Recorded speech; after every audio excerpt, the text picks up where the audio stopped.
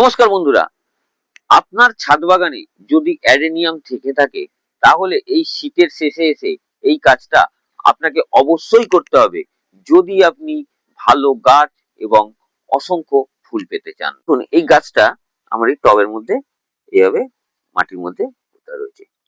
আমি এই গাছটাকে এই মাটি থেকে টোটালটি বার করে দিলাম। বার করে এখানে যা মাটি যা আছে সব আমি এগুলোকে ঝেড়ে ফেলে দিচ্ছি। এইবারে এর যে ছোট ছোট যে রুট গুলো আছে এগুলোকে সব এইভাবে কাঁচি দিয়ে কেটে পরিষ্কার করে দিই। অ্যাডেনিয়াম গাছটাকে পুরো যত ছোট যত শেকড় ছিল সব আমি কেটে বার করে এরকম পরিষ্কার করে নিয়েছি।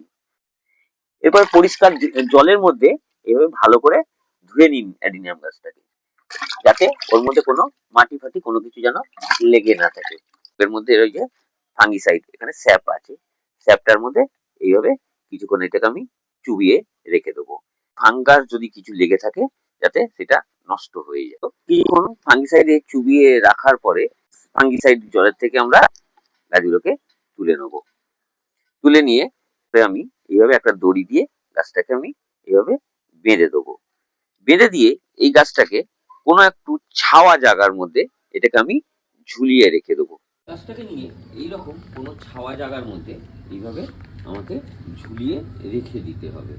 তাহলে কি হবে, এই যে কডেক্সের মধ্যে যে জলটা জমে রয়েছে, এই কডেক্সটা হার্ড হয়ে রয়েছে, এই জলটা আস্তে আস্তে এখান থেকে বেরিয়ে যাবে আর এই কডেক্সটা আস্তে আস্তে নরম হয়ে যাবে। 10-12 দিন পরে আমি যখন এই গাছ এইগুলো অ্যাডেনিয়ামগুলোকে রিপোর্টিং করব তখন সেই ভিডিওটা আপনাদের সামনে নিয়ে আসবো। ভালো থাকবেন, সুস্থ থাকবেন।